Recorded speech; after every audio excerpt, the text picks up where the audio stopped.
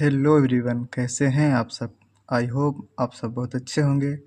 तो गाइस, जैसा कि हमारा जो पैथोफिजियोलॉजी में सेल इंजरी चल रहा था, उसमें हमारे कुछ सम इम्पोर्टेंट टर्म्स रह गए हैं जो कि हमारे 2 मार्क के अकॉर्डिंग इम्पोर्टेंट रहने वाले हैं। तो आज के लेक्चर में हम उनके बारे में डिस्कस करेंगे। तो इससे पहले गाइस, कैसे हैं आप सब। आई होप कि आप सब बहुत अच्छे होंगे। तो गाइस, जैसा कि अगर आपको इस नोट्स के पीडीएफ नोट्स चाहिए तो आप हमारे टेलीग्राम चैनल को ज्वाइन कर सकते हैं। तो गाइस, बिना कुछ देरी किए आज का लेक्चर स्टार्ट करते हैं। तो जैसा कि बात करते हैं अब सेल स्वेलिंग के बारे में। सेल स्वेलिंग क्या होती है? जैसे कि हमारे बॉडी में जो हमारा वाटर जो होता है उसका एक्युमुलेशन होने लगता है, तो उस प्रोसेस को हम कहते हैं सेल स्वेलिंग। जैसे कि इसमें हमारी सेल जो होती है स्वेल हो जाती है, अथवा जो हमारी सेल होती है मोटी हो जाती है, तो उसे कहते हैं सेल स्वेलिंग, यानी कि सूजन आ जाती है हमारी सेल में। तो उसी प्रोसेस को कहते हैं सेल स्वेलिंग। जैसे कि यहाँ पर बात करें तो cell swelling occur due to accumulation of extra cellular ion. जो एक्स्ट्रा सेलुलर आयन होते हैं तो इनका एक्युमुलेशन हो जाने लगता है। And water inside the cell, जो वाटर होता है इसका सेल के अंदर जो हमारा इसका एक्युमुलेशन होने लगता है, तो उस प्रोसेस को हम कहते हैं सेल स्वेलिंग।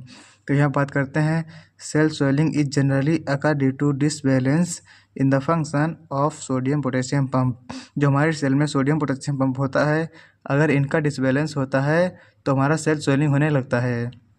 तो यहाँ पर बात करते हैं cell swelling is generally caused by high fever. तो सेल स्वेलिंग जो होता है मेनली हमारा केज होता है हाई फीवर के थ्रू। जैसा कि आप लोगों ने देखा होगा, जब हमें हाई फीवर आता है कि जैसे कि ज़्यादा देर से बुखार आता है तो देखते हैं ना सूजन हो जाती है, तो उसी को कहते हैं cell swelling.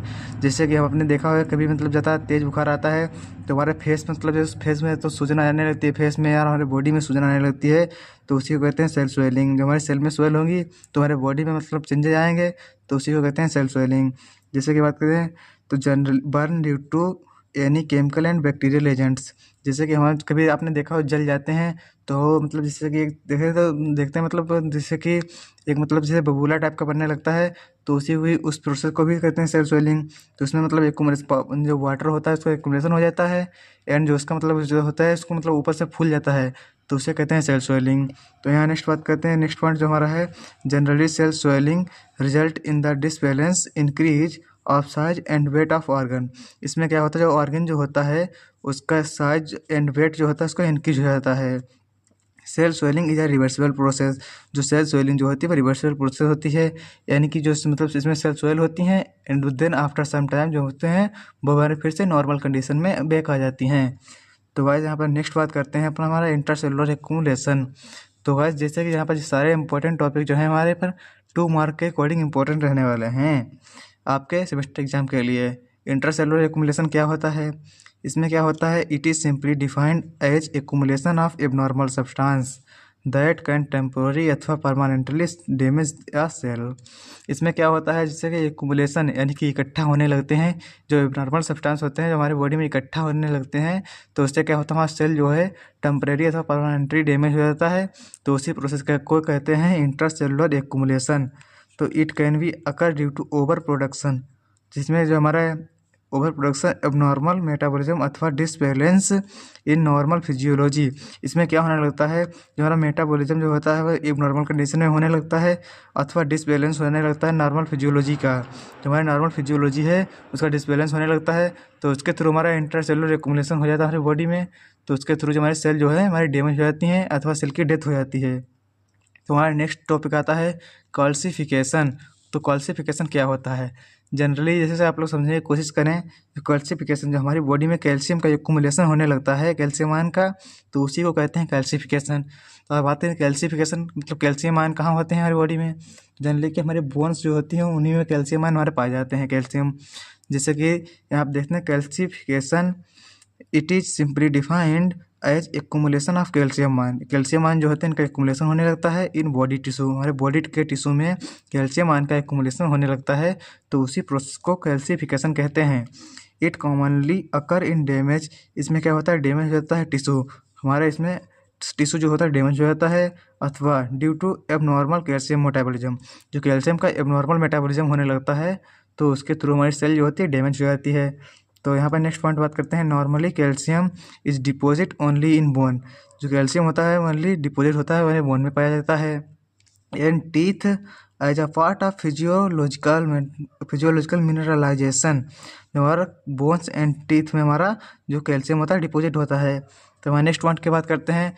In some cases it is harmless, जो सम केसेस में हो रहा है यह तो है हार्म से मतलब हार्मलेस नहीं होता है, अथवा सम केसेस जो होते हैं इसमें हार्मफुल होता है। जैसे कि देखते हैं भाइल इन अदर ऑर्गन, जैसे कि इसमें अदर ऑर्गन जो होते हैं किडनी डैमेज होने लगती है अथवा वेस्कुलर स्टिफनेस होने लगता है। जैसे कि हमारे किडनी की प्रॉब्लम के लिए हार्मफुल होता है एंड वेस्कुलर स्टिफनेस के लिए हार्मफुल होता है। तो जैसा कि आप ये तीनों टॉपिक समझ गए होंगे, तो हम अपन नेक्स्ट बात करते हैं अपने। हमारा नेक्स्ट का टॉपिक आता है एसिडोसिस एंड एल्कलोसिस। तो एसिडोसिस एंड एल्कलोसिस क्या होता है? आप लोग जनरली जानते हैं एसिडोसिस मतलब एसिडिक नेचर का, अथवा एल्कलोसिस मतलब यानी कि बेसिक नेचर का।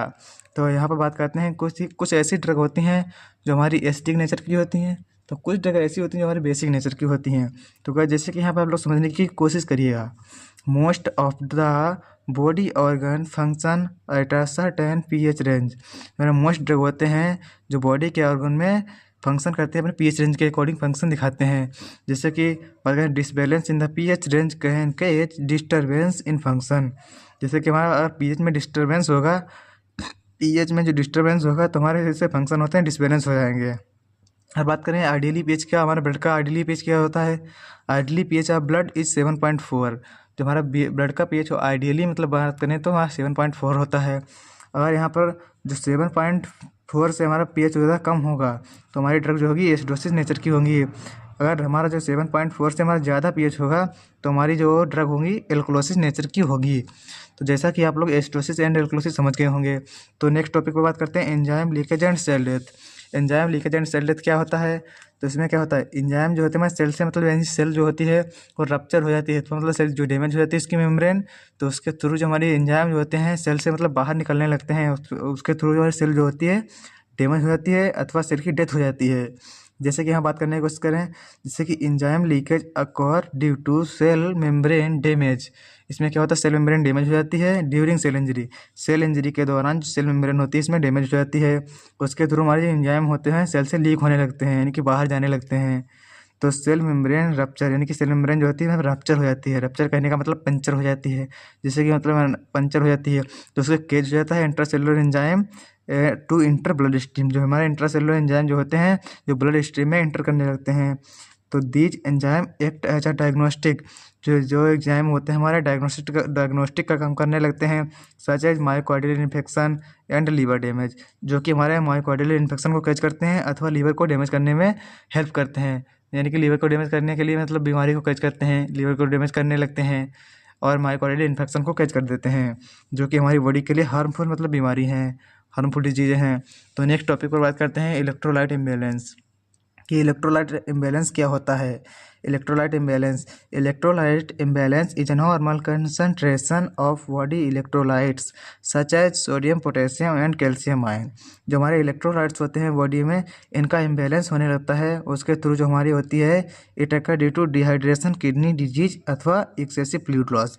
इसके थ्रू हमारा जो होता है डिहाइड्रेशन बॉडी में क्या हो जाता है अथवा किडनी की डिजीज मतलब होने लगती है एंड एक्सेसिव फ्लूइड लॉस, हमारा फ्लूइड का होता है लॉस जो होने लगता है एक्सेस अमाउंट में होने लगता है। जो क्योंकि हमारे इलेक्ट्रोलाइट जो होते हैं इनका इम्बैलेंस होगा हमारी बॉडी में अगर, तो एबनॉर्मल कंसंट्रेशन होगा और बॉडी इलेक्ट्रोलाइट्स, इसमें इलेक्ट्रोलाइट्स होते हैं sodium potassium and calcium ion, मतलब इनका अगर एबनॉर्मल तरीके से मतलब इम्बैलेंस होगा तो उसके थ्रू जो हमारे डिहाइड्रेशन केज होगा अथवा किडनी की डिजीज केज होगी एंड एक्सेसिव फ्लूइड लॉस, हमारा फ्लूइड लॉस जो होगा एक्सेस अमाउंट में केज होगा। तो आई होप दोस्तों आप सभी लोग ये हमारे जो सिक्स इंपॉर्टेंट टर्म थे आप लोग अच्छे से समझ गए होंगे।